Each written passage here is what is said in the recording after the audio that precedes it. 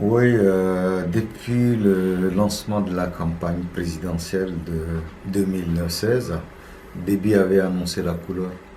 Il voulait changer la constitution pour y mourir au pouvoir, s'éterniser et mourir au pouvoir. Il avait déjà lancé l'idée de, euh, de changement de la forme de l'État, c'est-à-dire passer d'un État unitaire décentralisé vers un État fédéral. Et cela nécessitait naturellement des changements de constitution. Mais derrière cette idée de changement de forme de l'État, en fait, ce qui l'intéressait avant tout et surtout, c'est comment obtenir encore deux nouveaux mandats de 7 ans, c'est-à-dire 14 ans, et mourir, s'éterniser au pouvoir. Et c'est comme ça qu'après les élections, il a tenté d'appeler les différents opposants, les invitant à un forum sur les réformes institutionnelles. Quand on l'a rencontré, on lui a expliqué qu'aujourd'hui le Tchad et les Tchadiens ont d'autres soucis. Le Tchad traverse des crises graves qui sont le résultat de sa malgouvernance à lui. On a une crise financière gravissime qui elle-même a engendré une crise économique grave parce que beaucoup d'entreprises et des hommes d'affaires tchadiens sont tombés à la faillite.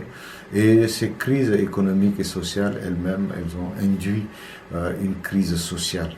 Les salaires ne sont pas payés, les hôpitaux n'offrent plus de services minimums, les écoles sont à l'arrêt et avec toutes ces crises-là, on peut ajouter aussi une crise politique parce que Déby n'a pas été élu démocratiquement, il s'est imposé, il a fait un coup d'État électoral pour rester au pouvoir et lui il est illégal, illégitime. À l'illégalité et l'illégitimité du pouvoir exécutif s'est ajoutée l'illégalité et l'illégitimité du pouvoir législatif parce que le mandat de nos députés a pris fin en juin 2015. Et aujourd'hui, nous sommes en 2018, ils y sont toujours, ces mêmes députés. Et il n'y a pas plus qu'un mois, même le mandat des conseillers municipaux est arrivé à terme et par un décret ou par une loi, ils ont été prorogés. Leur mandat a été prorogé. Et donc nous avons partout des pouvoirs illégaux, illégitimes, qui ne respectent pas la Constitution.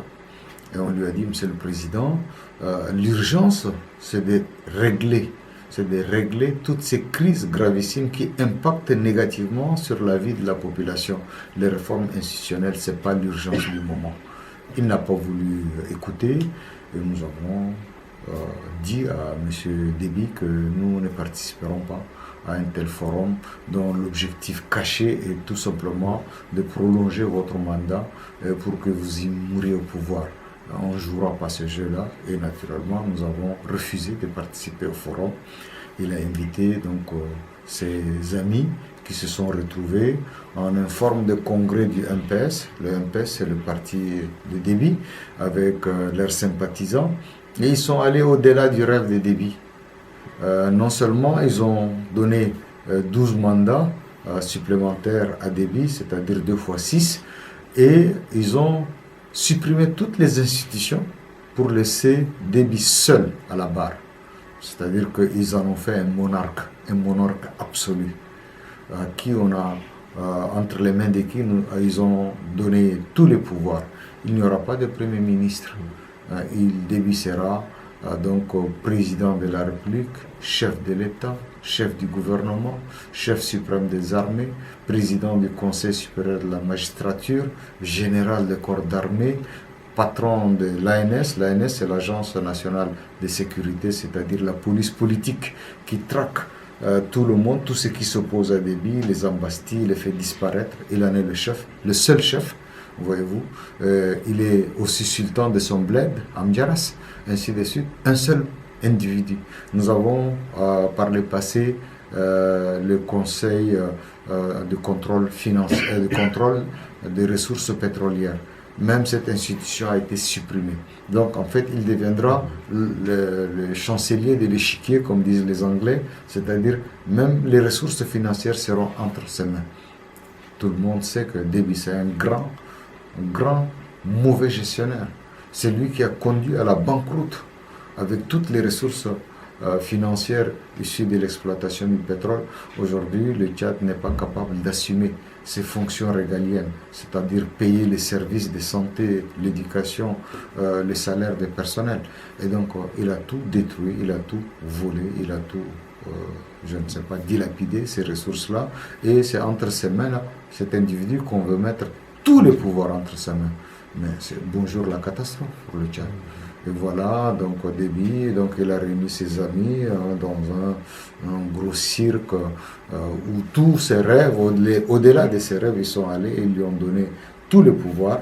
Et donc maintenant, la question qui taraude l'esprit de tous les Tchadiens, est-ce que Déby va se présenter devant le peuple tchadien pour valider les résolutions du forum, où il va s'adresser à cette Assemblée nationale qui est illégale et illégitime pour valider les résolutions de ce forum. D'après ce qu'on entend à gauche et à droite, Déby a peur d'aller soumettre son projet de constitution de 4e République devant le peuple tchadien pour que le peuple tchadien s'y prononce. Il semble qu'il voudrait passer en force en quelque sorte avec cette assemblée illégale et illégitime pour adopter une nouvelle 4e République. C'est inimaginable, c'est ubuesque qu'on change de république, n'est-ce pas, sans consulter le peuple tchadien. Voyez-vous? Et donc nous on va se mettre rendez-vous contre cela. On va expliquer au peuple tchadien que c'est un autre coup d'État qui est en train de se préparer. Déby veut s'emparer de tous les leviers du pouvoir pour s'imposer comme un monarque absolu, et cela, on ne le laissera pas faire. Voyez-vous, Déby, à un moment donné, il était au banc des accusés, n'est-ce pas, dans toute la région.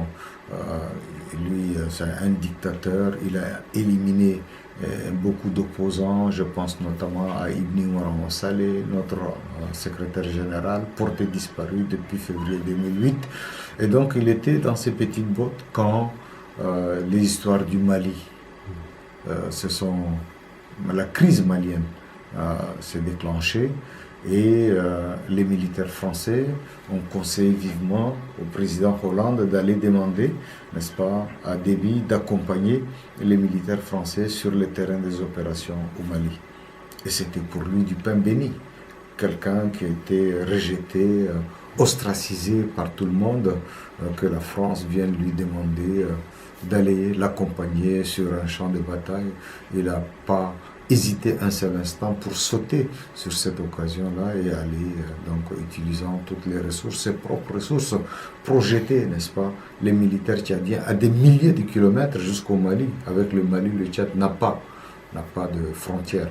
Et depuis lors, Idriss Déby a été qualifié de distributeur régional de sécurité. À côté du Tchad, il y a le Nigeria, le Niger, où sévit Boko Haram, au Cameroun également.